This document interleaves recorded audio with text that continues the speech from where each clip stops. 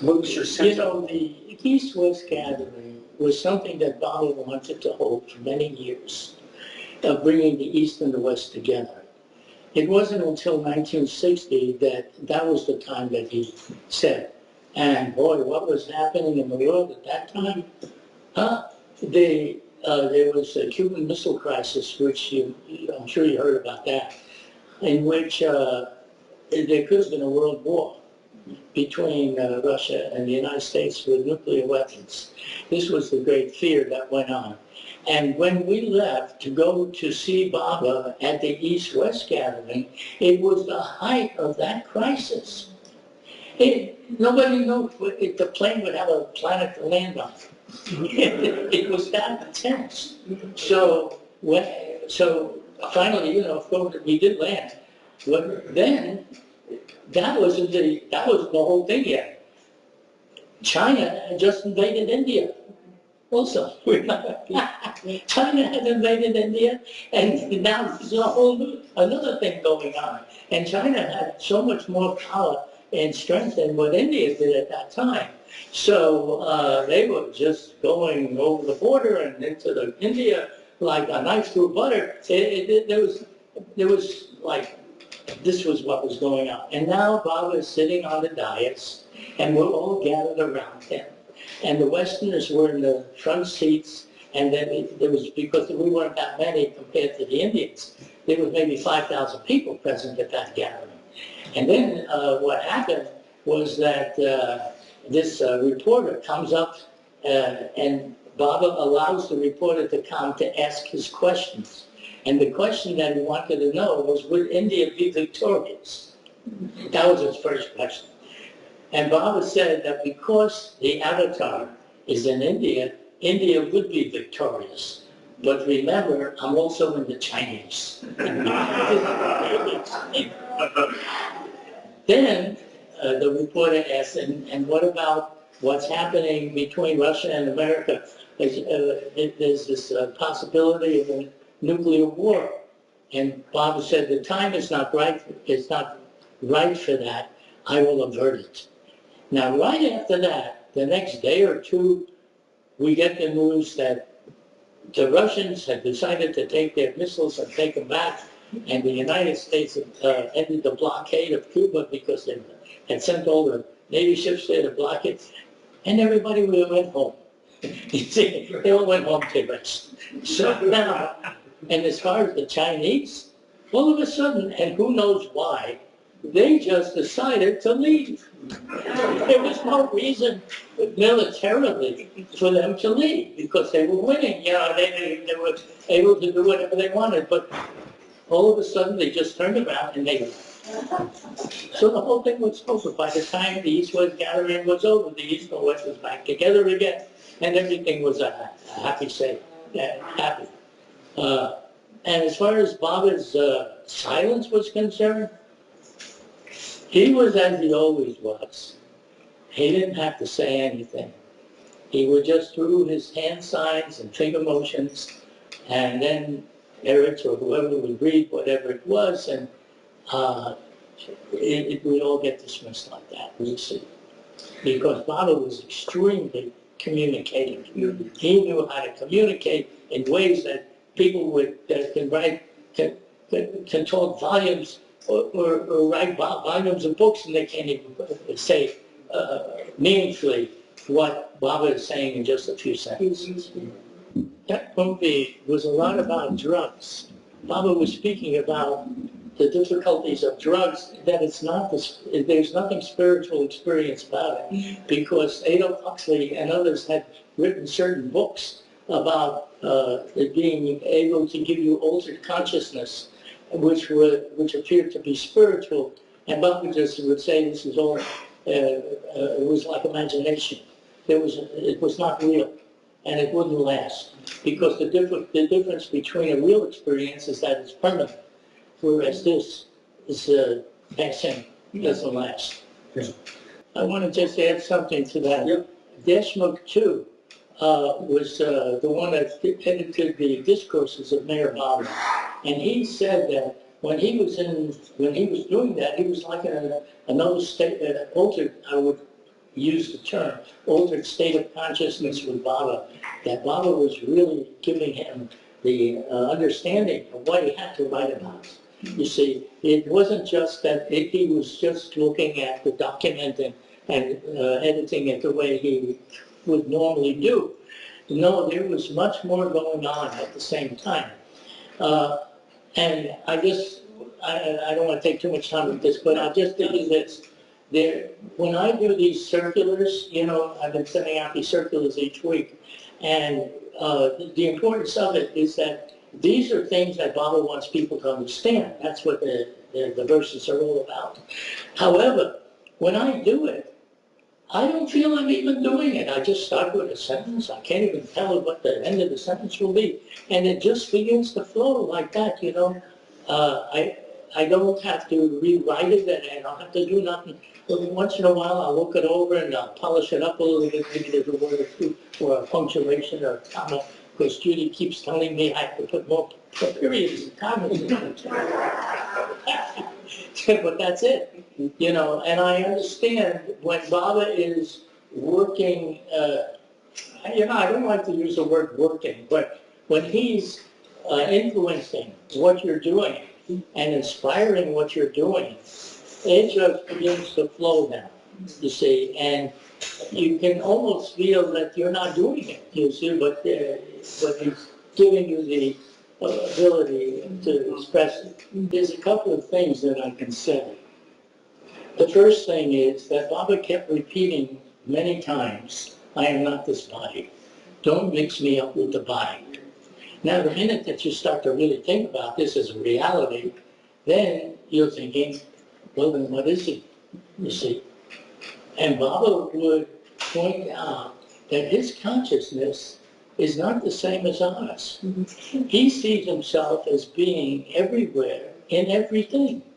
Now, you try that out. You see where you go. You can get a good understanding of how we see ourselves as separate from everyone and everything. All you got to do is just take a look.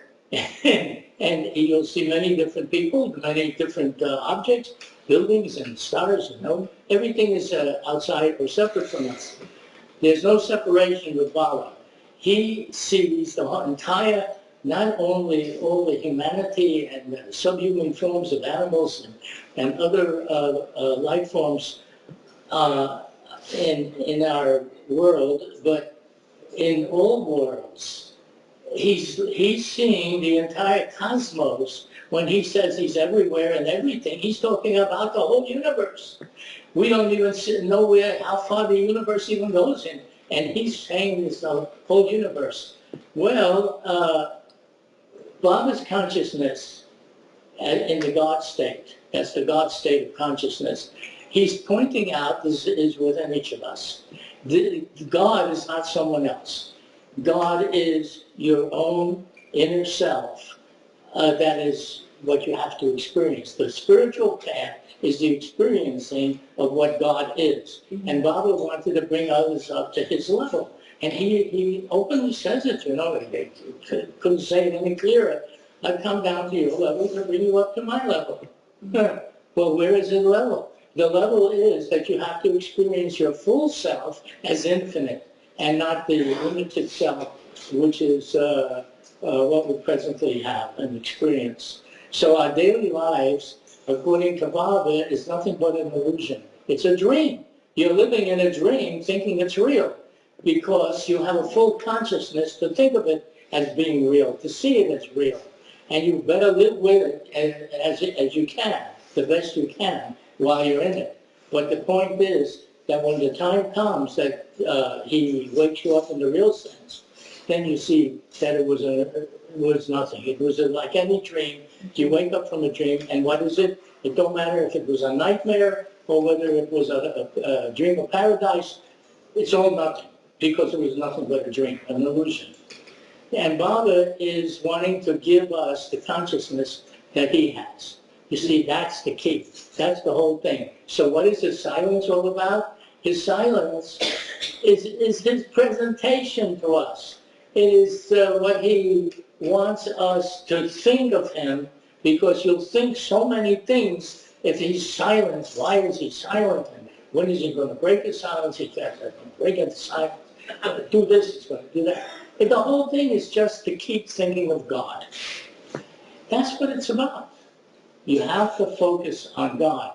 And he has to find many ways of having the focus. And that silence, in my estimation, is one of the ways that in this Advent, he has for us to think about him and focus on him. Those silence, you talked about writing your pieces that you do every week as sort of this thing about taking his name is very important. It's a very important thing. Baba even went so far as to say that whoever takes his name at the time of breathing it last comes to him, which means liberation, means freedom from the rounds of births and deaths, or it could be liberation can have other meanings too, to where you can experience what Baba is. So, in the course of time, I had the opportunity of writing to Baba a lot. And Baba was guiding us when we weren't actually visiting there to be with him for 10 years. All these letters were coming, and he was watching every step that me and Edward took. And we had to, so that we could do what Baba would say, and we invited that. I would even ask Baba if there's even more that he wants to tell us.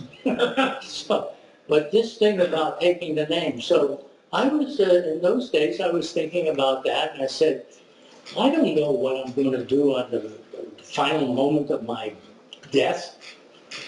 So I wrote to Baba that, Baba, I would like very much if you could take my name when you go, because you'll remember better me than I could remember. I was afraid I couldn't make it. That was part of the thing. Now, when Baba dropped his body... What did he say? What did he say? He didn't. He just... No, I wrote that. And Baba didn't answer that one. I don't recall any answer.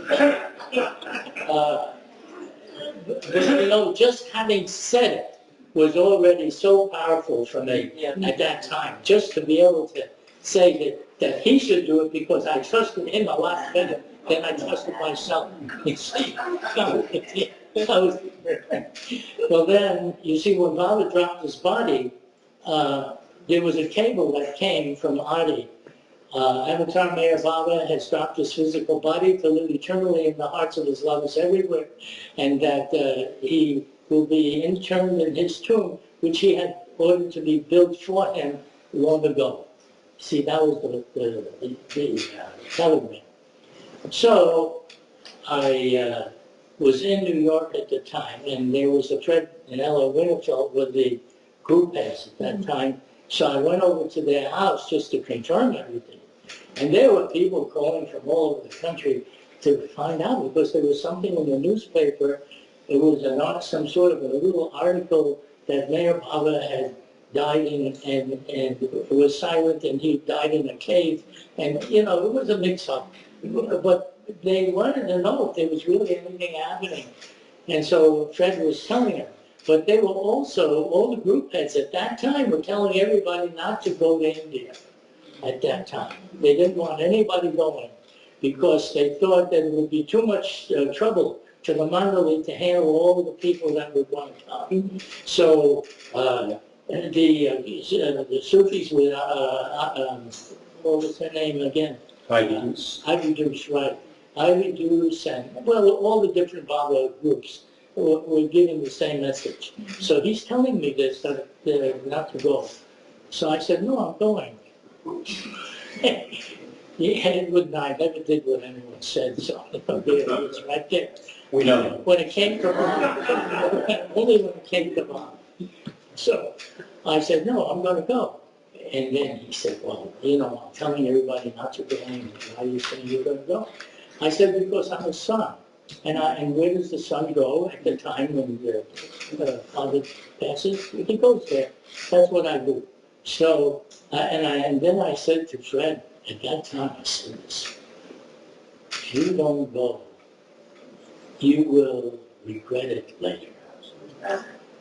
And now, it was in a way good that he was there for the sake of all the other people that were trying to find out what's what. But at the same time, I knew that personally, this would not stand up in the course of time. Anyhow, we went. And that's when I was able to help cover Bobby too.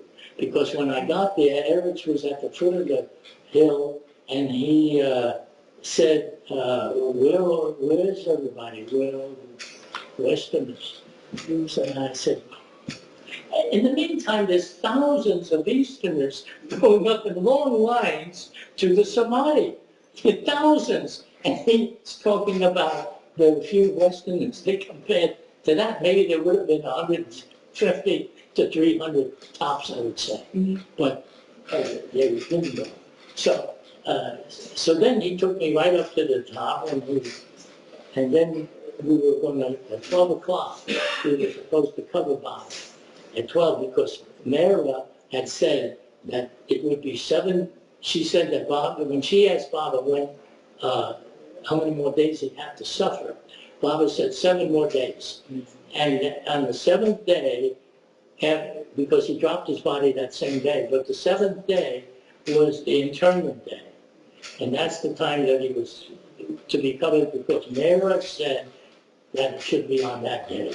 And she was thinking of the 7 days of his suffering. It was Baba's birthday, I think, according to the Parsi calendar. It was Baba's birthday, according to the Parsi calendar. Yeah, well, there may be more to this story than I know. The thing was, so I was up there, and I was able to help Baba, and you could see Baba in the crypt, and there he was, but, I didn't have any feeling that there was anything different. That was, you asked about whether silence and all. I didn't feel there was any difference whatever. In fact, now that I recall, there was such an intoxication for 4 days from the time that Baba dropped his body. 4 days, there was this intoxication on the hill. And boy, when I said intoxication, I mean it. But Harry Kenmore, who was blind, the doctor, he suddenly comes out and says, oh, this is intoxicating. And I'm telling you, he was right. Oh, it really was. 4 days that lasted, from the time Baba dropped his body. You understand? And that's what I know. Yeah, because if Baba went into the next room and you were with him physically, he goes into the next room, you don't see him. And he's So what is this here? It isn't like you got to look at him every second. But if he's present, yeah, you want to visit him in his physical form. But that's not who he said he was. He didn't want people to think of him just like that. So look at it. Listen, to me, the only breaking of the silence, and it's what I said in the beginning, is when he shows you his real self. Then there is no more need for no more breaking of silences. That is the only real breaking of the silence. Apart from that, whether he speaks an audible sound or anything, well, that will come and then it passes, and then the next thing has to come and the next thing has to pass. But when you experience personally what he's saying, that he is everything everywhere and he wants to bring you up to his level, that would be a real breaking of the silence for me. I have to go nowhere after that. So that's a very individual version of the breaking real of breaking of the silence. silence is, would that be that. Anything else is good for people to really think about who Baba is and what he is. It gives you the means to use your own thoughts about him. And Baba has said so many things about the breaking of his silence. For instance, one of the things that he said, this is an actual quote, when the word of my love breaks out of its silence to speak in your hearts, telling you who I really am, then you will know that's the word you have always been longing to hear. Yes. When the word of my love breaks out of its silence to speak in your hearts, telling you who I really am, then you will know that's the word you have always been longing to hear. So when Martha spoke about the breaking of silence, it was on so many levels. You know, how can you just say he's going to just talk, give a talk? He's not going to give a talk. And he said he would not give a talk. That was another thing. He said he was. Someone said all the things that he said. He said so many things. A man that don't speak said so many things. So when you have About the silence. when I'm glad you asked.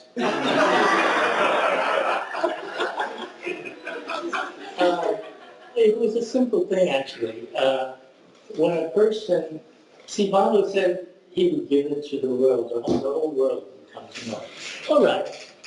But when a person hears about Mayor Bible for the first time, not knowing before, from that moment that you didn't know to the moment that you did know, is already a silence broken of what and who Mayor Bible is. Mayor Bible. Just hearing his name, where you never heard it before, is already the beginning of the breaking of the silence. So what some of you are speaking to is that the breaking of silence can be understood as a gradual process, not as a singular event, but as something that emerges and grows over time. Yes, unless, like, you just hear, you didn't know there about it, and then all of a sudden somebody said something, or you hear about it, it's sudden. You know, you didn't know, and now you know. So it could be that way too. But there are so many levels and so many ways that you can think of it. And I think Baba wanted that. He wanted not to tell anybody when he broke his silence, because he wanted you to think about it.